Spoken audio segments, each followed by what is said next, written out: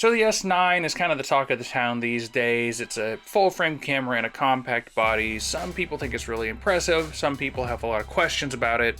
But I know one of my personal questions that I've been thinking about is, why isn't this a Micro Four Thirds camera? And well, I mean, it's kind of obvious. Full frame is a huge craze, the vintage aesthetic, the compact size, and this camera is all of those things all in one, with admittedly a few limitations. So in my opinion, that justifies its existence right there. But still, I do wonder, with all of the fantastic compact Micro Four Thirds lenses, like, you know, this tiny little Laowa, or without the lens hood, this 25mm, even 1.4 is pretty small. If we kind of repurposed this design and vibe, what would that look like in a Micro Four Thirds body? So yeah, we're essentially taking the S5 II, the G9 II, and the S9 and combining them together, while also referencing some famous or infamous older small Micro Four Thirds camera, you know, GH7, G100, and even the old GM1, which I think is kind of the inspiration in some ways for this camera, even though it also kind of functions like a full frame G100. And I'm not sure what Lumix would call this new 25 megapixel phase detect Micro Four Thirds camera, but since we've got the S9, we might as well call this new camera we're creating a G9, right? And I can't think of a single reason that wouldn't work. Anyway, first step here to create this camera is we're going to bring in a bunch of images into Photoshop. So I lined up all the mounts of all these cameras, which is really easy, of course, since the G9 II and the S5 II share the same body style. So given that, we could line up all the full frame and Micro Four Thirds cameras based on those two cameras. So just clicking through these images really quickly, it's pretty clear that the S9 is a lot larger than the GM1 or the G100, but to be honest, it's not as much bigger as the GX9 than you would think when comparing a full frame and a Micro Four Thirds camera. So I essentially just cut out the lens mount and the entire mounting area and buttons and everything like that, as well as a few custom buttons, and placed those over the S9 body. And now is the big reveal. Welcome, behold, our completely original, never before seen or named Lumix G9.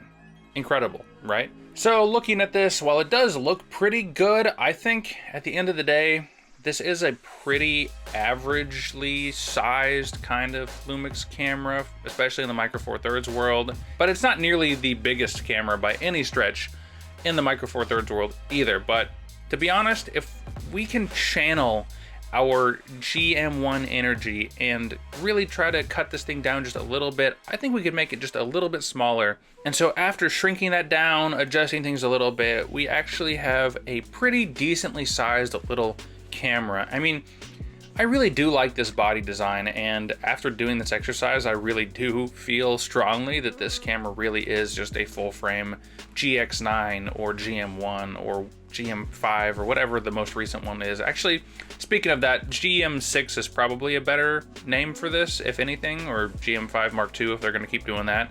But it does really work. Even the bigger size really does work for Micro Four Thirds. But if they could shrink it down just a little bit while maintaining the same buttons and styling and things like that, I think that could work pretty well. I think anything smaller than this, trying to get towards the actual size of the old GM1, is just not realistic in this day and age, to be honest. It's just such a tough situation where these cameras and their processors are so much more powerful and so much more capable that shrinking this thing down any smaller than this is gonna, I think, be pushing realism to me. And so I crunched some numbers here. So I talked recently about the G9 and how much lighter it is than the S5 II.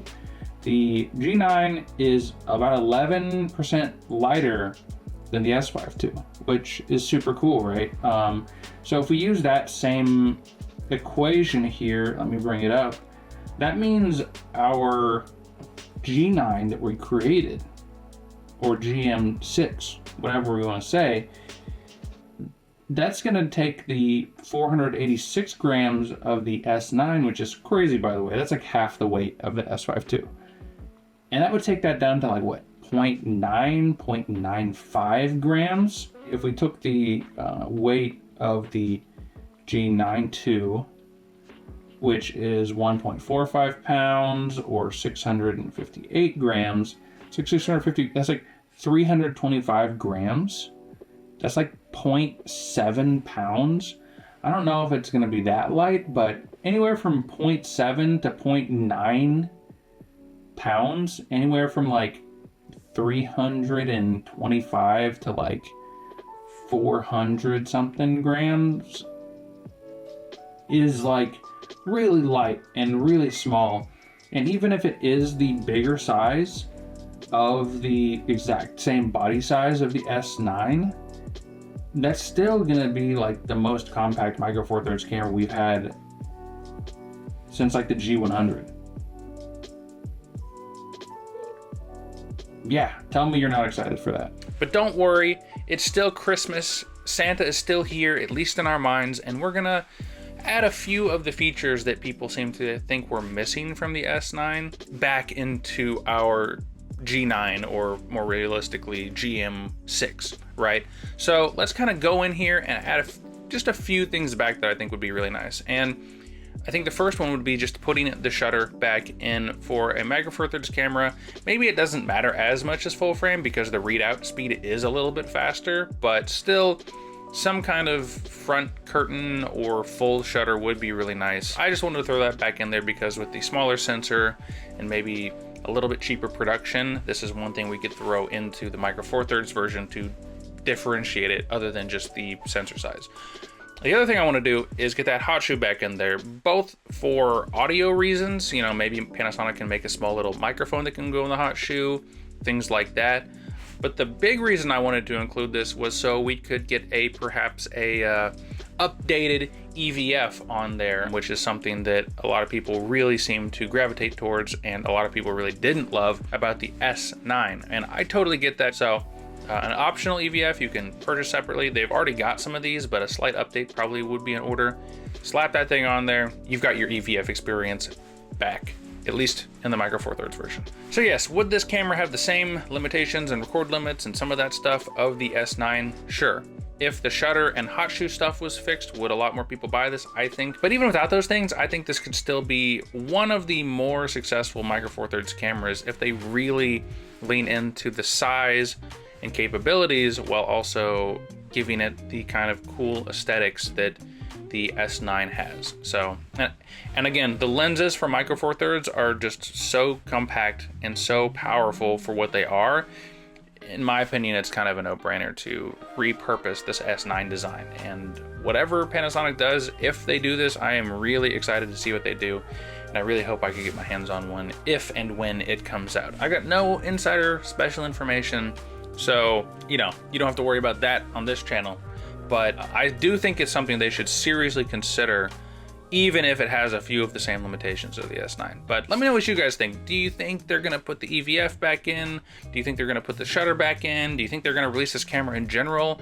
And if they do, is the GM1 and S9 kind of a good, you know, inspiration for this camera, or should they go in a totally different direction? Let me guys know down in the comments. Like, comment, subscribe, all that stuff. And if you did subscribe to this channel, I'll see you when I see you.